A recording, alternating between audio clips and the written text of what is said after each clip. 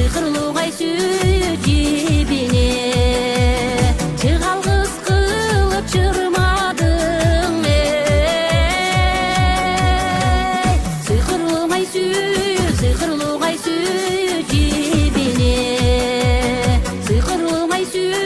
сыйкырлуу кайсы жибине.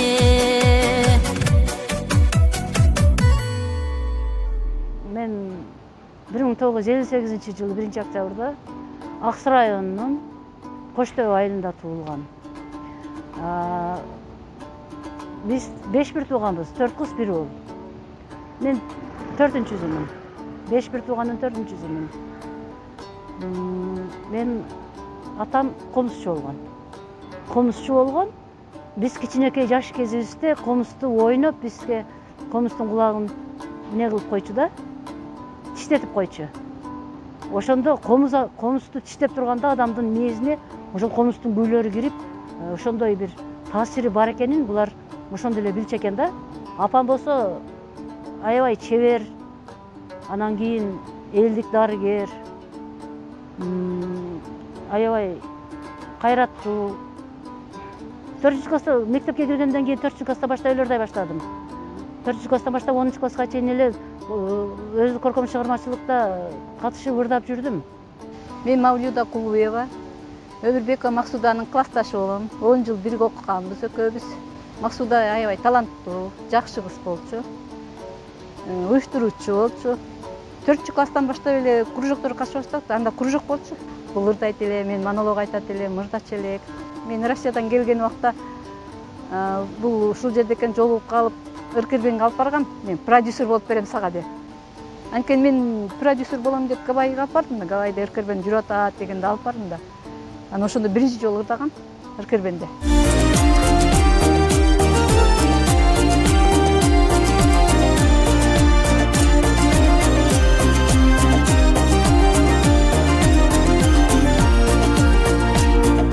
Саргайгансып көзүндөгү бак, кир чалгансып жаштыктагы чак, өзгөрүлбөй тура бербестен,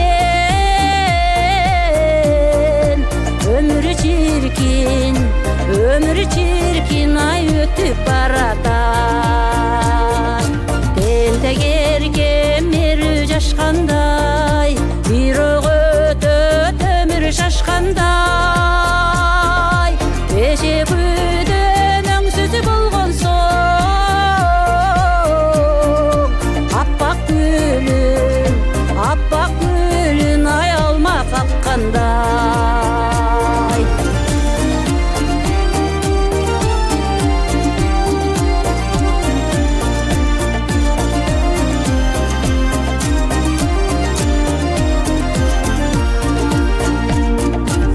Өкүнүчсүз шаттуу жашадым, улгайдым деп какпайт катарым. Бирок дагы шайыр заманда жап-жаш болуп ай келет жашагым. Ыярса да кызык кырдалым, эмгектенем элдин жыргалым. Шаңкылдаган шайыр үн менен эл алдында ай келет ырдагым. Шаңкылдаган шайыр үн менен эл алдында ай келет ырдагым.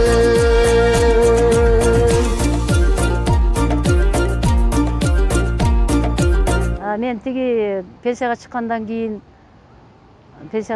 кийин деле адамды кызыгуу болгондо ырдагым келип турат экен.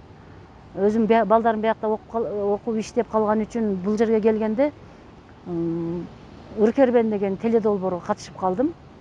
Ошол менин экинчи минеми ачты да, кызыгууму жардам берди, ачты десем болот да. Ыркербенге катышып анан кийин ошо 3 жылдан бери Ыркербенде жүрөм. Ар айда тартылып телевизорго чыгып атабыз. Кудайга шүгүр, менин экинчи кесүүмдей болгон жакшы көргөн ырчылык кесипке мен уже азыр жеттим да, ушул жашта, пенсиядан кийин. Если адамда кызыгуу болуп, нар жактан ушундай талантың бар болуп, сени кызыктырып аткан болсо, кандай жашта болсо дагы сен ырдагың келип, сен ошол нерсеге катышкың келип, ошол нерсени кызыгуу сени отургузбайт, мындай баары бир сени ошол нерсе, кызыктырган нерсе жетелейт экен да.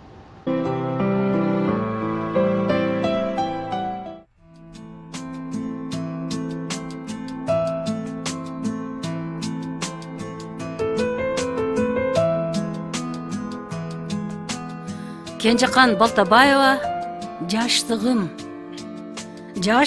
билинбей өтүп барат, жүзүмдү акырын бырыш басат. Кече эле 40 жаштагы кезим менин, карачы өтүптүр ата канат.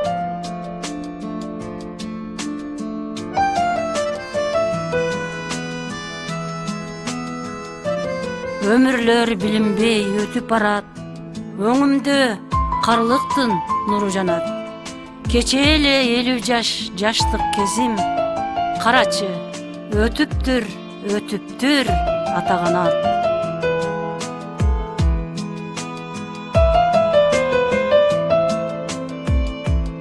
Келип мен билинбей 60 жаш токтой турчу эми мага.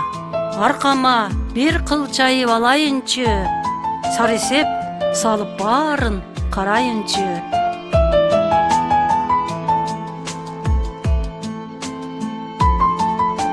Байрагын кармап турам жетимиштин, жетилген курак экен жетимишим. Кут болсун ушул күндөр баарыбызга, жүрөлү берген күнгө канаат кыла. Кут болсун ушул күндөр баарыбызга, жүрөлү берген күнгө канаат кыла.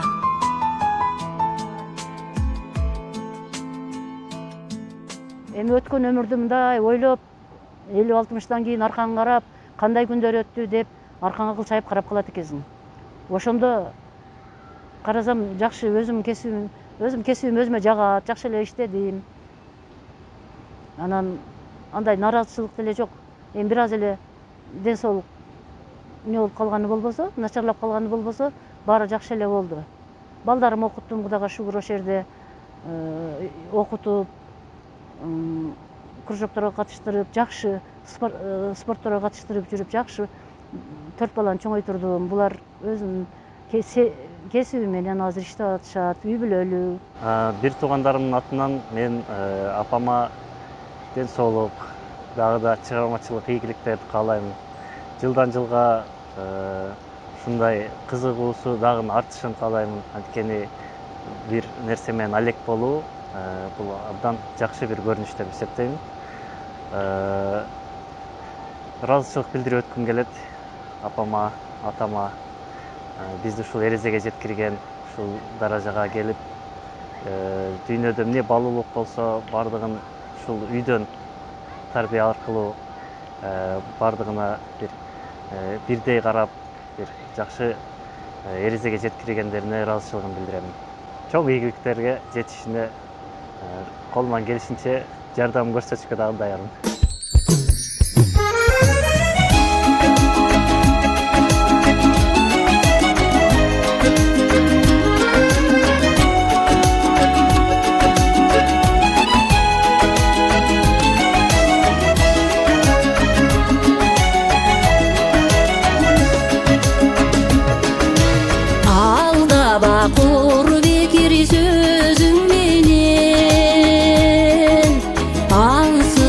Жалыныңа күйіп келем, ашықтық ақшоласын чачқан болсо,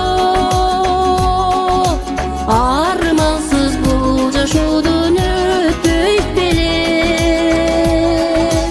Ашықтық ақшоласын чачқан болсо,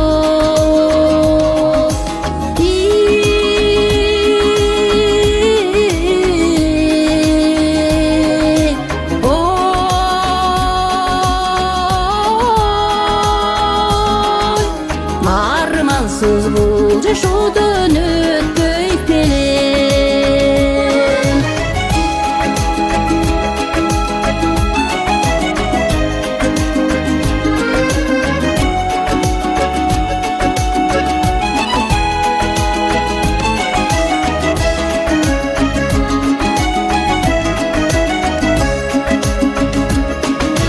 Elesиң эске түшсө эрке жансың, энчилип жүрөгүмдү ээлеп алдың. Көз караш күлмүңдөгөн сезим менен, күнөөсүз жүрөгүмдү эзип салдың. Көз караш күлмүңдөгөн сезим менен,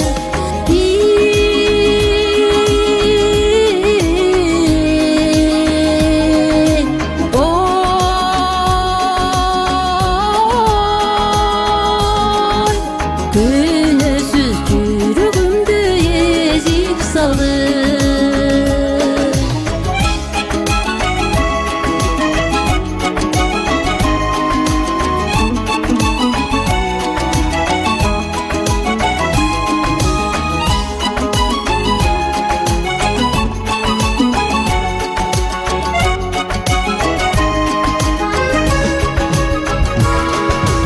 Aldaba кур бекер сөзүң менен, ансыз да жалыныңа күйүп келем.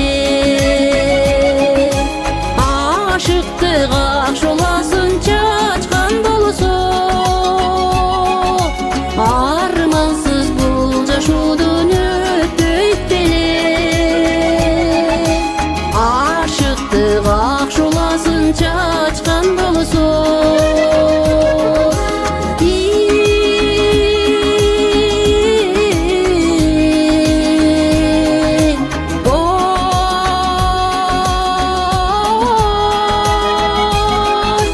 армансыз бул жашоодон өтпөйт белем.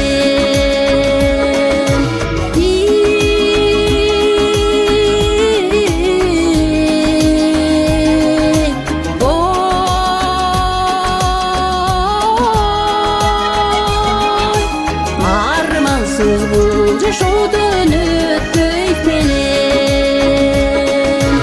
Армансыз бул жашоодон өтпөйт белем. Мен көмүрүм Гүлсүн Мамашева болгондо, биздин айылдан болот Гүлсүн Мамашева. Анан кийин ошол күнү түн ойлогонум эле ушул эже болчу. Ушундай болсом, ушинтип ырдасам, ушундай телевизорго чыксам, ушинтип ырчы болсом деген кыял менде ар дайым жашачу да, кичинемен баштап. Ушул Гүлсүн Мамашевадай болсом деген кыял тилектер мени эч бүткөнгө чейин эч жандап жүрдү да, ушундай болсом, элиме таанылсам, анан кийин өзүмдүн элиме келип Гүлсүн Мамашевага окшоп концерт берсем деген көп ойлор болчу менде. Гүлсүн Мамашева эжебиз биздин көмүрүбүз. Мен азырга чейин деле көмүрүм. Ошентип 76-жылы окууну бүттүм. Окууну бүткөндөн кийин Оштогу музыкалык окуу жайына тапшырдым. Ал жерге тапшырганда Керим Турапов менен курсташ болуп тапшырдык да, экөөбүз 1 жылы тапшырдык. Анан ошол жерде жарым жыл окугандан кийин ага чейин айтпадым, мен кайсыга өткөнүмү айтпадым, вокалга өткөнүмү. Анан кийин жарым жылдан кийин келип үйгө айттым. Мен ырдоо бөлүмүнө өттүм, ошондо окуп атам десем, үйдөгүлөрдүн баары каршы чыгып, мен комуз бөлүмүнө өткүзүп коюшту. Ошол ырдоо бөлүмүнө окуба, тиги окубастан эле ырдайсың да аны дешип, анан комузга окусаң мейли дешип, ошентип эмне кылгандан кийин мен комуз бөлүмүнө окуп калдым. Ким билет эми, мен деле атактуу бир опера ырчысы болуп калат белем алиге чейин. Ошол жерде ошо Керим Турапов экөөбүз эле өткөнбүз Кыргызстандан. Анан башка улуттар эле калгандары, вокалга өткөндөр. Оштогу музыкалык окуу жайы. Ошол жерде комуз классым бүтүп 81-жылы. Анан Шамал Сайга келдим. 81-жылдан баштап ошо пенсияга чыкканга чейин музыкалдык школдо комуздан сабак берип иштедим. Ошо окууну бүтүп иштеген музыкалдык школго келгенден кийин турмушка чыктым Шамалсайга. Шамалсайда турмушка чыгып калдым ошол жерде. Андан кийин күйөөм эми энергетик, ГЭСте иштейт. Анын кесиби башка, музыкант эмес. Ошол жерде жашап жүрүп андан кийин төрт балалуу болдук. Алар азыр үчөө медик болуп, врач болуп калышты. Бирөө стоматолог, экөө бирөө кардиохирург, бирөө травматолог болуп өз кесибинде иштеп атышат азыр.